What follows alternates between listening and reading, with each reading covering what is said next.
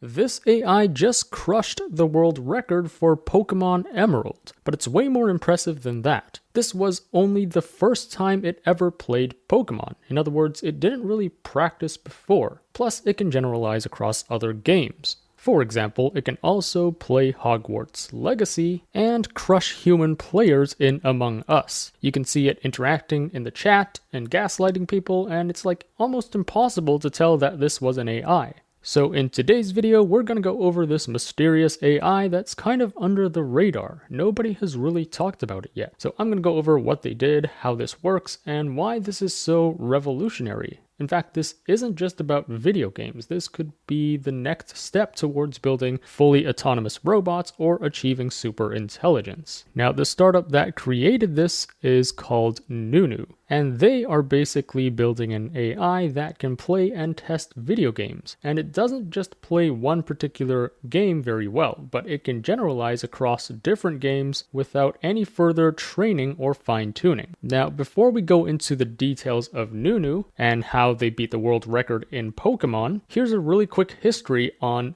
designing AI to play video games. This isn't actually a new field of research. In the past few years, we've seen plenty of examples of AI systems achieving world-level status in a variety of video games. For example, many people don't actually know this, but OpenAI has created a lot more things than just ChatGPT. So in the early days, they created something called OpenAI 5, which was designed to play Dota 2. It used reinforcement learning to learn by playing against itself repeatedly. I'll talk more about reinforcement learning in a second. It made its first public appearance in 2017, defeating a professional player Dendi in a one-on-one match at a top Dota 2 tournament. By 2018, OpenAI 5 had evolved to play as a full team of 5, and it was able to beat semi-professional teams.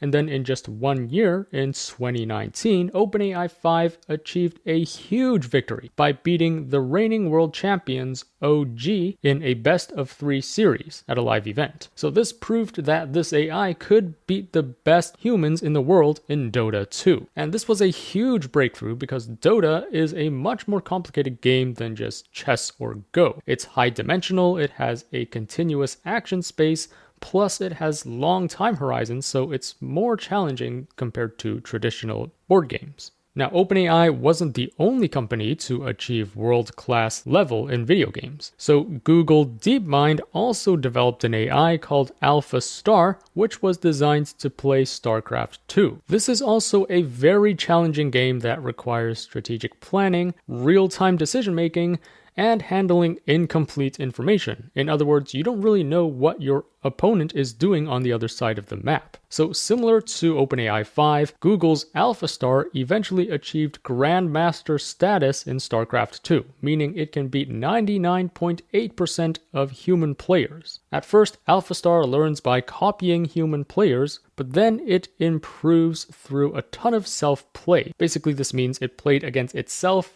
for lots and lots of times, equal to hundreds of years of gameplay. Now, many of these AI systems, including OpenAI 5 and AlphaStar, used reinforcement learning to learn how to play video games. And here's how reinforcement learning works. At a very high level, it's based on this algorithm. So here we have an agent, which is basically the AI or the player. It takes certain actions within an environment. So the environment is basically, well, the environment of the game. So this could be the chessboard or the map in StarCraft, for example. Now, an action represents a move in the game. So for chess, for example, this would be like moving a certain piece on the board. Now, every time an action is carried out in the environment, first of all, the state would change, right? We have now moved from the previous configuration of chess pieces to our current configuration of chess pieces. So this is a different state. And every time it does an action and changes the state, there could be a reward or penalty. For example, in chess, if you eat an opponent's piece, then that would be considered a reward. And some pieces are worth more than others. So for example, if you eat a pawn, that's a low reward, but if you eat their king, then that's the highest reward. Similarly, if you lose a piece, it could incur a penalty or a negative reward. Anyways, every time it gets a reward or penalty, the agent's policy is updated so that over time, after millions of iterations, it would learn to play the game based on the highest reward and the lowest penalty. This is the reinforcement part in reinforcement learning. This is basically an endless feedback loop. The more actions it takes, the more it plays the game, the more it improves the policy of the agent. So it learns how to get really good at a certain game. However, this method is not good at generalization. In other words, if you train an AI using reinforcement learning to be world-class at StarCraft, and then you get that AI to play chess, it would be awful at it because that AI was trained on the policy or the rules of StarCraft.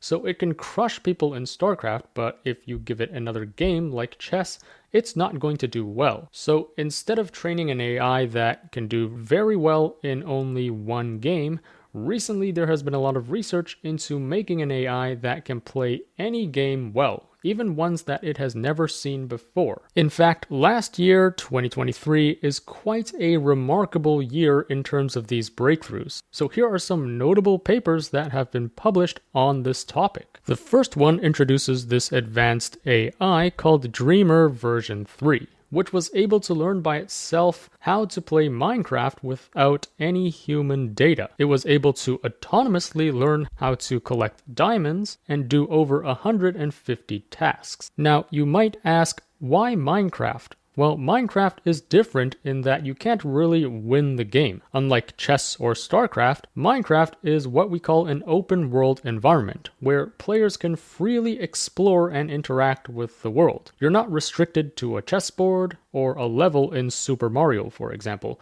where you can only move in one direction. This open world allows you to choose your own path and do your own things, and learn at your own pace. I'll go into why this is so important in a second, but anyways, shortly after this Dreamer v3 paper came out, another famous paper was published by NVIDIA. So they introduced Voyager, an open-ended embodied agent with large language models. This is another breakthrough AI agent for simulated worlds. They call it a lifelong learning agent so that if you dump it in a virtual world like Minecraft, it just keeps learning by itself without any guidance. It can also store its learned skills in its memory for future use. It also has an interactive prompting mechanism that incorporates feedback and helps it improve its skills over time. NVIDIA released this video on the Voyager in action, and it is crazy. It learned a ton of skills in Minecraft all by itself, and over time, it eventually started building these really beautiful and complex structures all by itself. Now that's not all, so a few months later, this paper was published.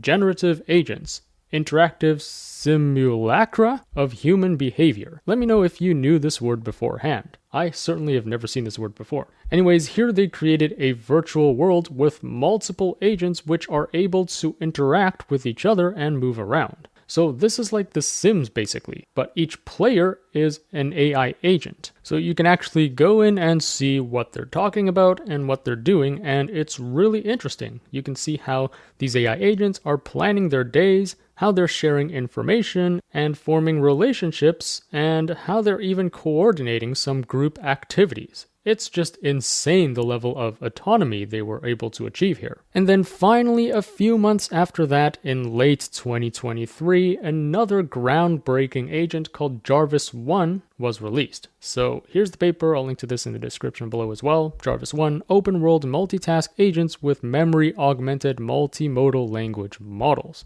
Now that's a mouthful, but basically this is another agent which they released in Minecraft, and it was not taught any skills beforehand. Instead, it learns these skills and tricks autonomously through a process of lifelong learning, which means that it will keep learning and self-improving over time. And Jarvis significantly outperformed the previous agents that I mentioned, and it can do really complex challenges like obtaining a diamond pickaxe. So it uses a memory augmented multimodal language model.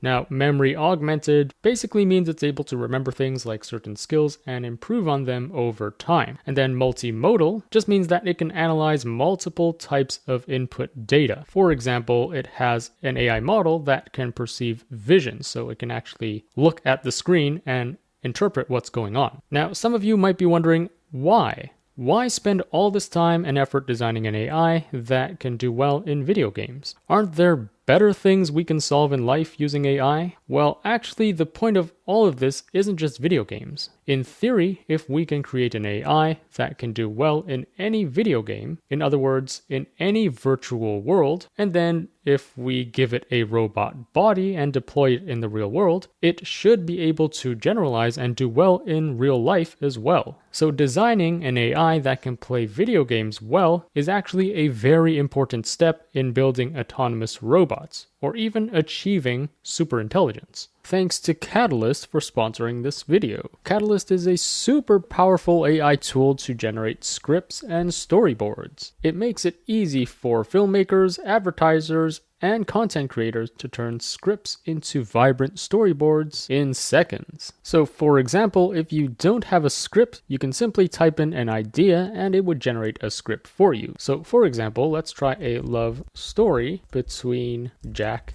and Jill. And you can see within seconds, it gives us a full script that looks like this, which we can turn into a storyboard. Now you can edit each one of these rows, and you can also edit the prompt further. There are various settings such as the aspect ratio and also the art style. You can go for a sketch style or cinematic, cartoon, pixel art, or animation. It also generates consistent characters across your storyboard. So here you actually need to choose the face of your character. And you can see there are a ton of different options you can choose from. And you can see within seconds, it's able to generate a full storyboard with the images and with consistent characters. You can also add a new character, including your own custom character.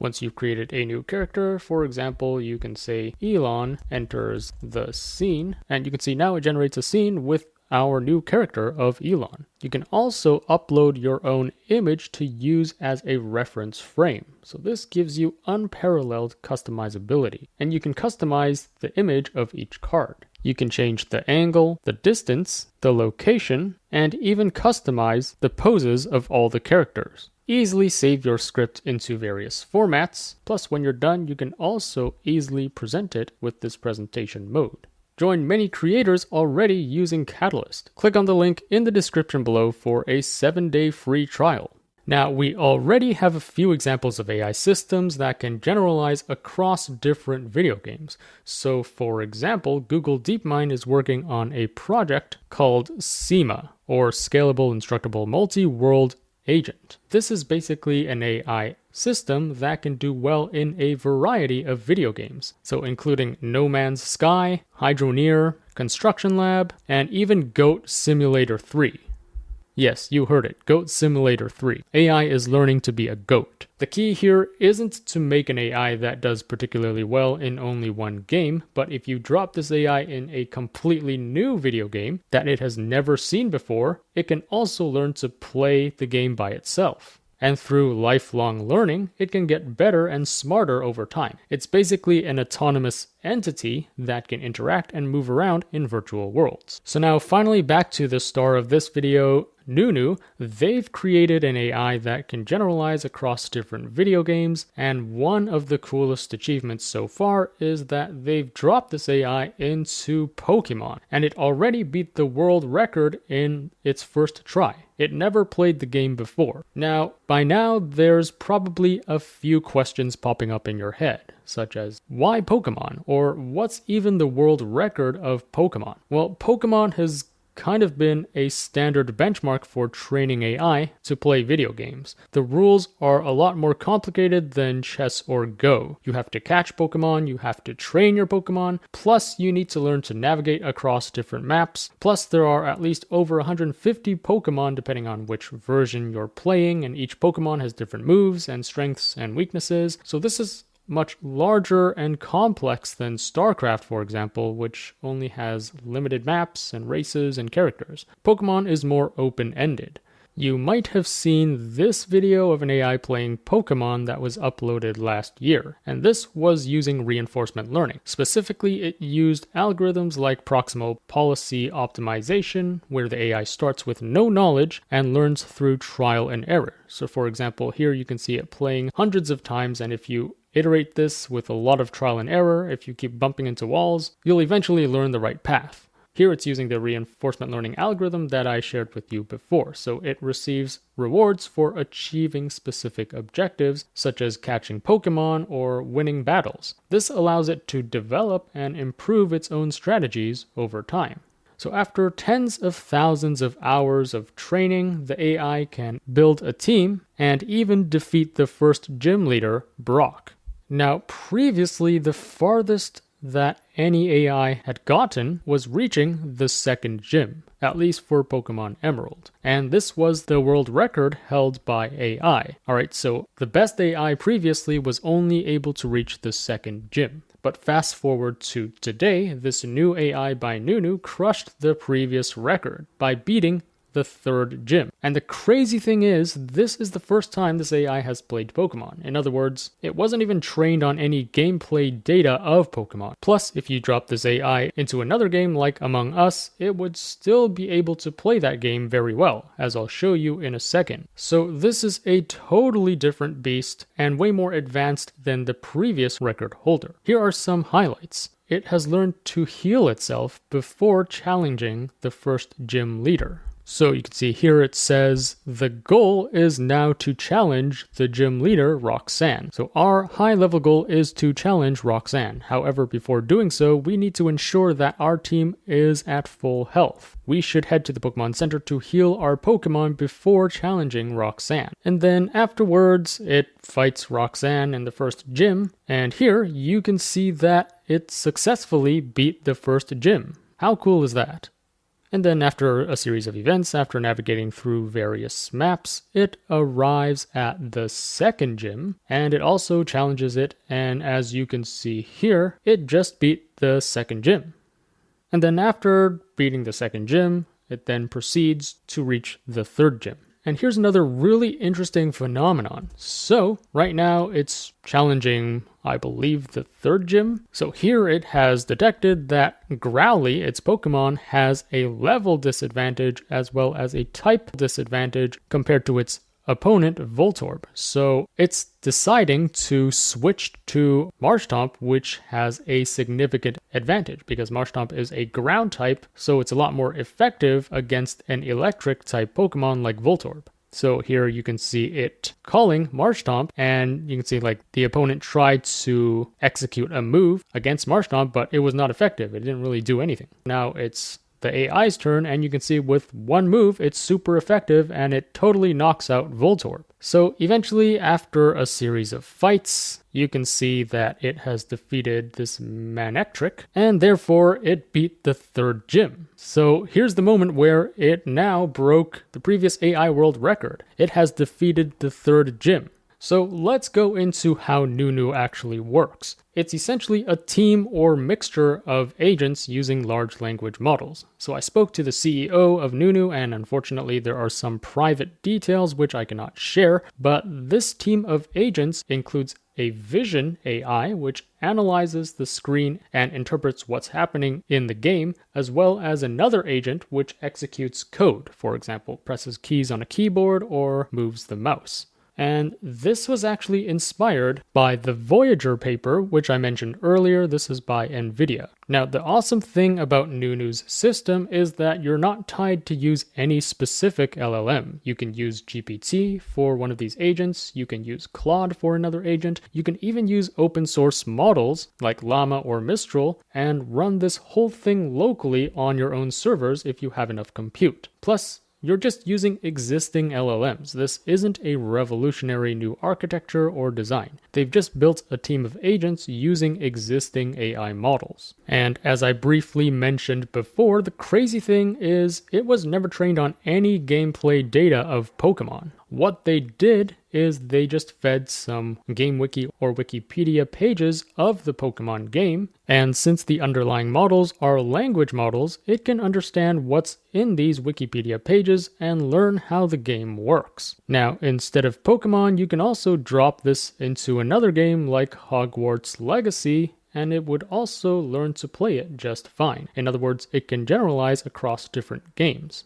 And here's an even cooler example. They've deployed this AI in Among Us. For those of you not familiar with the game Among Us, it's a social game played with a group of people, and it involves a lot of strategy and deception. So all the players on this spaceship are crewmates, and their goal is to complete various tasks and finish the mission. However, among this team of crewmates, there are also imposters. Now, the goal of the imposters is to kill everyone else without getting caught and ruin the mission. So they can also blend in and help with tasks and pretend that they are normal crewmates, but ultimately their goal is to ruin the mission. The goal of the normal crewmates is to figure out who these imposters are and kick them out of the spaceship. Now, users can chat and accuse each other and vote on who they think the imposter is. And if there's a majority vote, then that person will be kicked out. But of course, there's a chance that the person might not actually be an imposter. Meanwhile, the imposter tries to lie and cause confusion and chaos and finger pointing. So this is a really fun game involving psychology, strategy, and deception. The cool thing is that the team at Nunu had deployed this AI in the game, and you can see here it's playing with other human users. Here it's playing as a crewmate, and it's really impressive. So the AI's name is called Mog in this example, and you can see it's playing this game just like any human would, and the other humans don't know that this is an AI. The most impressive thing about it is that it spotted the real imposter almost right away. Here you can see it chatting with other users to try to see who is the imposter. And actually, the crazy thing is it already identified the imposter. But of course, remember, even if you found out the imposter, you can't kick them out immediately. You need a majority vote. So you need to convince other users to side with you. Again, note that this AI is just seeing the screen. It's using a vision AI to analyze the screen, analyze the text and what's going on. So it doesn't have any more information about the human players. And as you can see from the live chat, it's pretty much impossible to tell this apart from a human user. It interacts with users really naturally. It's not like using formal punctuation like, ChatGPT. Here it's using like normal chat language that regular gamers use. So it's all lowercase and then it's like sus AF. Now, getting AI to play video games is kind of cool, but you might be wondering, what's the point? Why are we wasting all this compute and resources training an AI just to play video games? And why are even the big tech companies like Nvidia and Google doing this? Well, actually, this goes way beyond video games, and this might be the key to superintelligence or fully autonomous robots. You see, what they're basically doing is training an AI to interact freely with an open-ended environment. You just throw this AI into a virtual world, for example, in any video game like Minecraft, and it has to learn how to navigate and move around, and basically live life in the game. Now, once you've trained an AI that is capable enough or smart enough to navigate a virtual environment, well, we can take this AI and give it a body. In other words, we can place this AI into a robot. Now, instead of just interacting with a virtual world, it can interact with a physical world, and in theory, it should also be able to learn about the physical world and navigate autonomously. Right now, humanoid robots like the Tesla Optimus, or the Figure robot, or Ubitex robots, or Astrobot, they just have an AI model like GPT in their brain. Now, we've seen demonstrations of people asking questions and the robot can respond and follow commands, like this example from Figure. Can you explain why you did what you just did while you pick up this trash? On it. So I gave you the apple because it's the only edible item I could provide you with from the table. But just having a GPT-like model in the brain of a robot is not enough. the robot can't really keep learning and improving over time. And that's why we need to train these AI agents in video games with the hope of eventually adding these to robots. This is an agent that can keep learning and improving over time, and just move around autonomously and interact with the world all by itself. This is what researchers call lifelong learning. So training AI to beat video games is just the first piece of the puzzle. This might actually be the key to building fully autonomous robots, or what some might even call super intelligence. So that wraps up my video. Let me know in the comments below what you think of all of this. Pokemon Emerald is quite an old game, so did you ever play it, or are you too young to even know what it is? Is Pokemon still a thing nowadays? Let me know in the comments below. As always, I will be on the lookout for the top AI news and tools to share with you, so if you enjoyed this video, remember to like, share, subscribe, and stay tuned for more content. Also, there's just so much happening in the world of AI every week, I can't possibly cover everything on my YouTube channel, so to really stay up to date with all that's going on in AI, be sure to subscribe to my free weekly newsletter. The link to that will be in the description below. Thanks for watching, and I'll see you in the next one.